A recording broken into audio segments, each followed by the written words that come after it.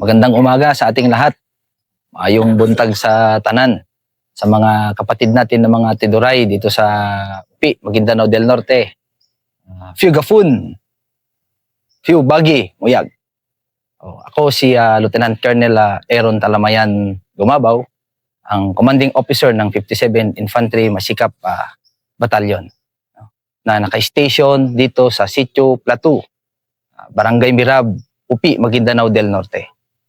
I'm very grateful and honored to share to you a successful story of our campaign on loose firearms, kung saan kasama natin dito yung United Nations Development Program or yung UNDP sa pamamagitan ng Aspire program.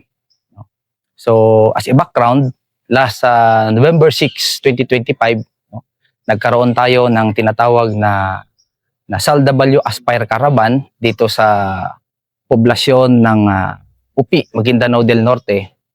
At kasama nito is yung presentation natin ng various loose firearms, both low-powered and high-powered, na kung saan kasama ng ating local government unit ng UP, different stakeholders, tsaka yung partner natin, yung UNDP, we're able to successfully facilitate the surrender and accounting of 648 loose firearms to be exact. So, ngayong umaga, andito tayo ngayon sa headquarters ng 57IB at kasama ko dito ngayon si Master Sergeant Lorenzo. Siya yung kasama natin upang ipresenta at ipakita yung iba't ibang uri ng mga armas, mga firearms na sinurrender sa atin ng community dito sa UP. So, itong hawak ngayon ni Staff Sergeant Lorenzo is ito yung tinatawag nila na Browning Automatic Rifle, o mas kilala sa tawag na BAR. Ito ay isang light machine gun, na nagamit ito nung World War II and kahit doon sa Korean War. At dito naman sa local setting, ito ay isa sa mga loose firearm na sinurrender ng mga kapatid natin na Tiduray, na nagamit ito sa pagdepensa ng UP, nung mga late early 70s, nung kalakasan pa ng pag-atake ng mga rebelde dito sa municipality of UP. At ito naman, ayan, ito naman is yung tinatawag natin na FAL, 7.62 mm ang bala nito, At yung baril naman na ito ay isa sa mga firearms, na na-smuggled galing sa iba't ibang bansa, pumasok dito sa area ng Libak through the Tran River, At ito yung isa sa mga baril na ginamit ng mga rebelde sa pag-atake dito sa UP. At na-recover ng mga kapatid natin na Tiduray, na nagdepensa sa UP ng mga late 73 and 74. Ito naman is yung homemade Barrett, caliber 50, na ginagamit ito na pang-snipe. And again, ito ay sinurrender din ng ating mga kapatid na Tiduray dito sa UP. Ito naman is yung M1 Garand rifle, caliber 30 siya. At isa rin ito sa mga baril na sinurrender ng ating mga kapatid na Tiduray dito sa UP. At sa totoo lang, maraming ganito ang naisurrender sa atin, itong M1 Garand rifle. Then, ito naman yung isa is M14 rifle naman, 7.62 mm ang bala, effective ito sa long range, kaya usually ginagamit ito na pang snipe. And again, isa rin ito sa mga sinurrender dito sa UP. Then, ito naman is yung M16 na rifle, 5.56 mm ang bala, effective siya sa mid-range, no? Pang assault rifle siya. And isa rin ito sa mga binalik sa atin, no, during our campaign ng Lost Firearms.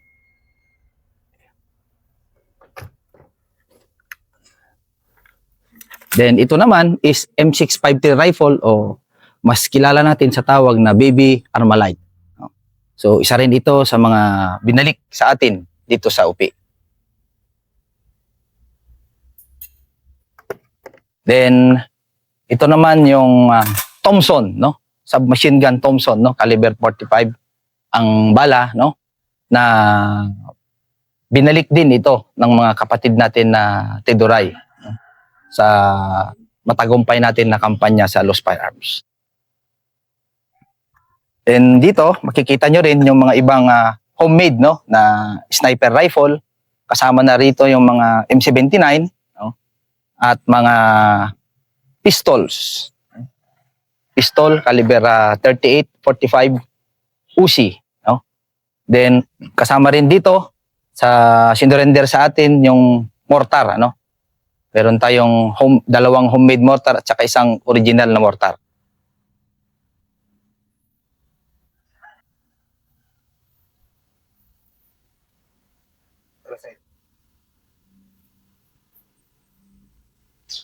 Yan. So, kikita natin yung iba't ibang uri ng loose firearms, no, na binalik sa gobyerno.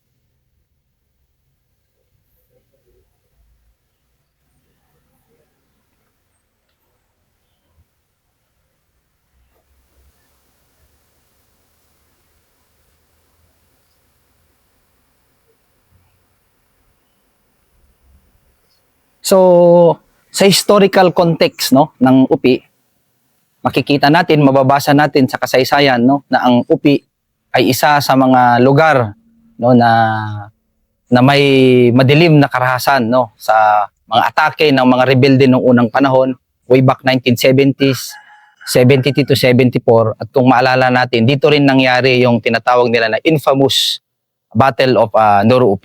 No? So, dahil sa palaging inaatake ang mga komunidad, no, naisip ng mga tao na kailangan nilang depensahan yung kanilang sarili, no. So umabot sa panahon na naniwala sila, no, na firearm is a tool for survival. Kasi umabot sa pagkakataon na pati yung hanap buhay nila, pangkabuhayan, mga kalabaw, no, is kinukuha na at pati sila ay pinapatay. So, wala silang magawa. They have to arm themselves to defend. And naniniwala sila na pag may baril ka, this is also a shield against threat. Kaya, pinili nilang mag-armas para proteksyonan yung kanilang village, yung community, tsaka yung kanilang kabuhayan. So, after that, no, nung nagkaroon na ng pagkakataon na yung mga Tiduray is makapag-govern, no? So na-elect yung kauna-unahang mayor ng UP, no? Tiduray, no? In the person of Honorable Ramon Piang Sr. So medyo nagbago yung perspective ng mga kapatid natin na Tiduray, no? Pumasok ang mga different basic services, no? Naramdaman ng mga tao, even doon sa upper barangays, at hindi lang yan. So kumbaga, tri people, no? Yung mga settlers, mga Tiduray, and our Moro brothers, no? Lahat yan, nabibigyan ng pantay-pantay na basic services. So with that, nag-improve yung peace and order dito sa UP. At pumasok na rin yung new development, which is yung peace process. So mas lalong naging tahimik, no, naging mapayapa yung buhay ng mga kapatid natin na Tiduray dito sa UP. So with that, no, unti-unti, dahan-dahan, no, na nare-realize nila yung kagandahan pala ng UP, no. So they started to trust the government, no. So tumataas yung trust and confidence nila, no, yung level of confidence nila sa government. So with that, no, guided by that new environment, no?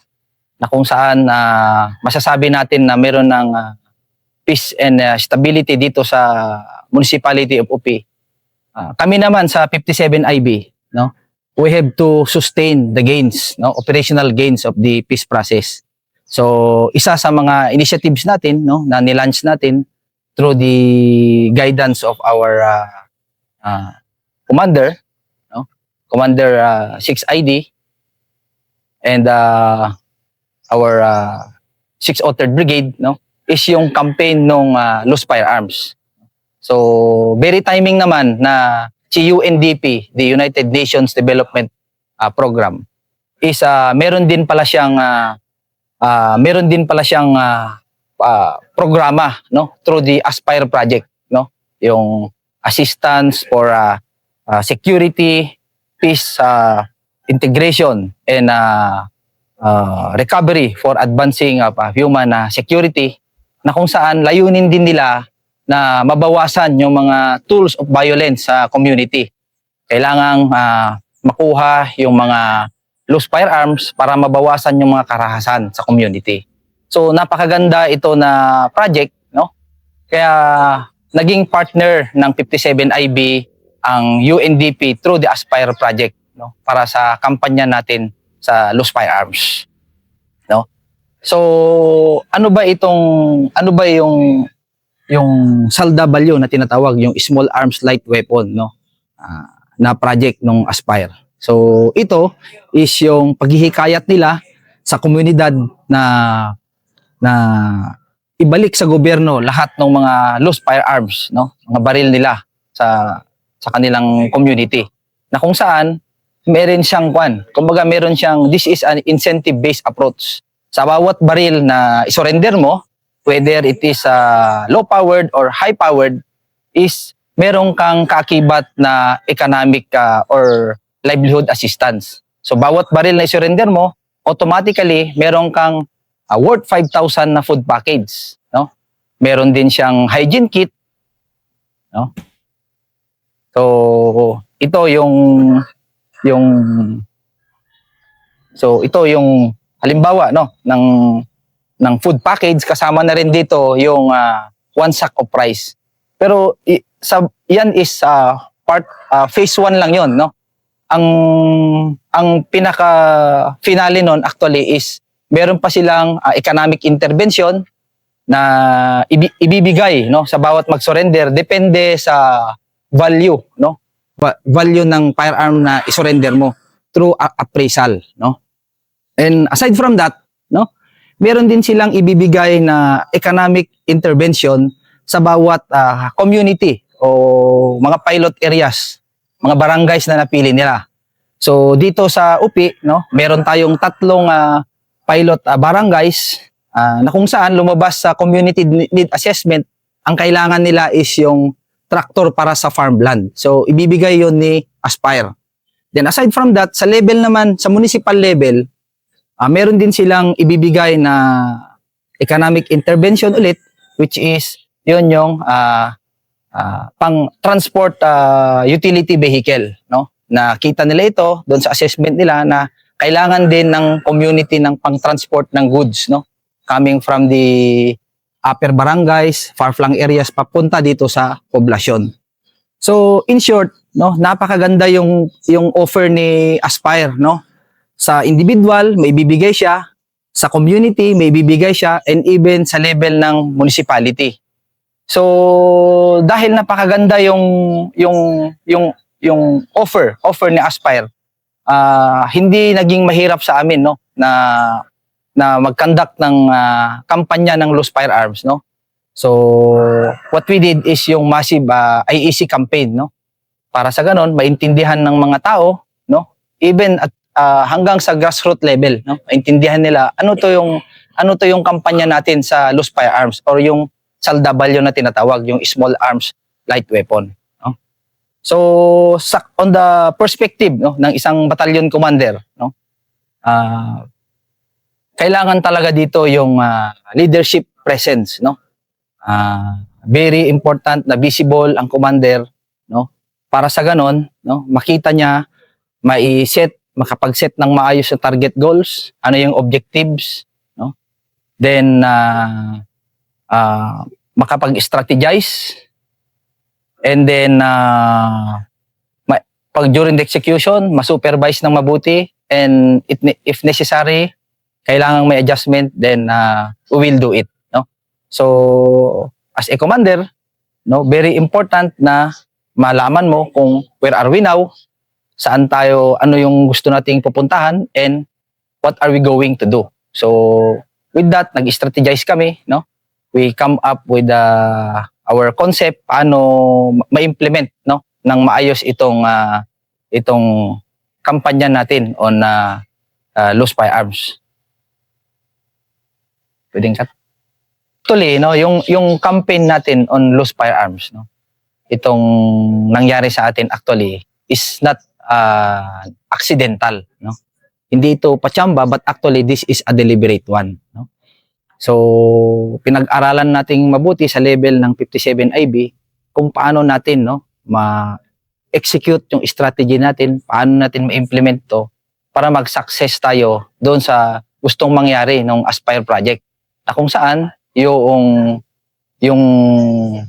number of firearms na dapat makuha niya sa community is more than 600 firearms, no? So what we did is actually marami talaga siyang challenges, no? We take it as both a challenge and opportunity. Kasi dito sa area ng UP, no, marami na siyang experiences sa campaign ng loose firearms. Pero wala kasing nakukuha na benefits yung mga tao. So yun yung challenge sa amin. Paano namin siya maipaabot, no, sa community na yung kampanya ng loose firearms na ito is a different one, no? So yun yung nag-strategize kami, no? Nagkaroon kami ng inventory lahat ng stakeholders, no? And then nagkaroon kami ng stakeholders analysis. Sino yung mga key leaders na pwede nating lapitan na very influential, na maaring pag nakuha natin ito at nagkaroon ng commitment, is ito yung mag-unlock, no, doon sa pintuan papunta sa paglabas ng mga pag-surrender ng mga loose firearms. And yun yung isa sa mga pinag-aralan namin, no? So ginamitan din namin ito ng SWOT analysis, the strength and weakness, no? Ano yung opportunities and threat, no? Para sa ganon, makapag-adjust din kami doon sa mga TTPs namin. Kasi bawat barangay dito is may dynamics din. So kailangan nating mag-adjust. Maaring yung approach natin dito sa kabilang barangay is effective siya, pero pagdating sa kabila, hindi siya effective, no? So yun yung mga ginawa natin. Nagkaroon tayo ng massive IEC campaign, no? In-educate natin yung mga tao, no? Bumaba tayo sa level ng barangay. And in fact, dito ko napatunayan na yung line of effort natin, which is yung pagkandak ng community support program, deployment of CSP teams, is very effective siya. Whether mapa-CTG ka man o mapa-LTG. Once na yung tropa natin is nandun na sa ground, no? Reaching out the people, no? Madaling maipaintindi sa mga tao, especially if doon talaga sila mag-base doon sa community. So yung ginawa natin is actually a community-based approach, no?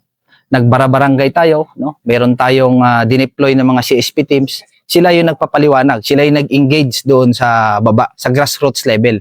In the same manner, as a commander, ako rin yung nag-engage sa mga key leaders dito sa level ng municipality, ng municipality of UP, o particularly the mayor, no?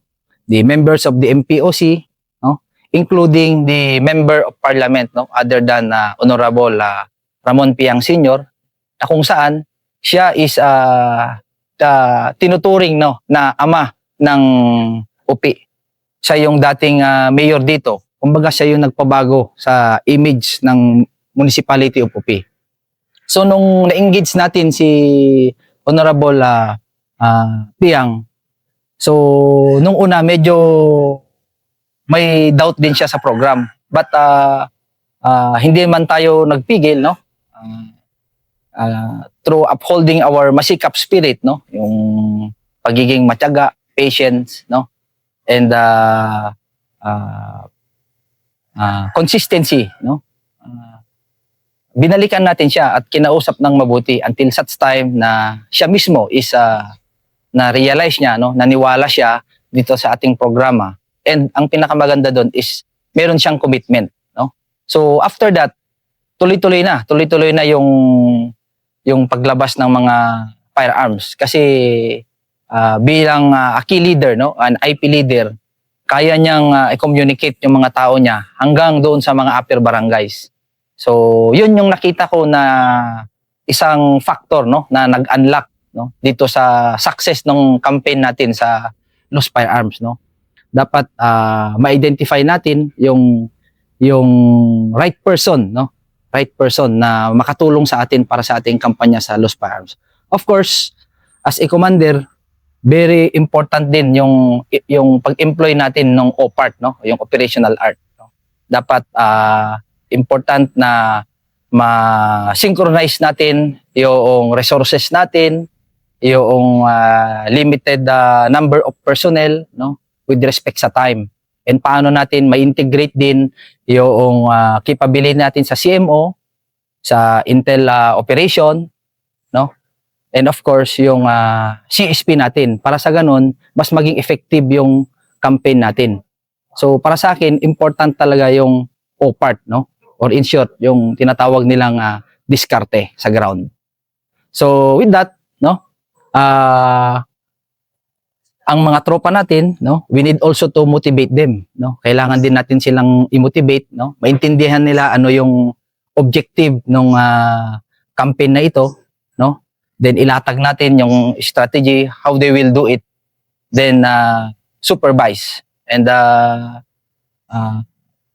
gaya ng nasabi ko, if kinakailangan mag-adjust ng TTPs, we need to do it, no? So after that, so tuloy-tuloy na yung paglabas ng mga loose firearms. Kaya within 6 months, no, trinabaho natin ito, winwork out natin ito, no, until such time na ito nga tayo, facilitate yung peaceful voluntary surrender ng mga loose firearms, no? Of course, kasama natin dito yung UNDP Aspire, no? Without their support, tingin ko hindi to magsasucceed. And of course, kasama dito ang local government unit of UP, ang office ni Member of the Parliament Honorable MPP ang senior, no? And of course, lahat ng mga barangay chairman, no, ng barangays ng UP. Kasama na diyan yung community mismo, no? Because naintindihan nila yung kampanya natin and nag-commit sila. So with that, binalik nila yung mga loose firearms kasi naniniwala sila na peaceful na ang area. There's no need to arm themselves with these firearms. At plus, ang kagandahan doon, may economic gains, no? Maganda yung incentives na binibigay ni Aspire sa lahat ng mag-surrender. So, kad lang. Cut muna siguro.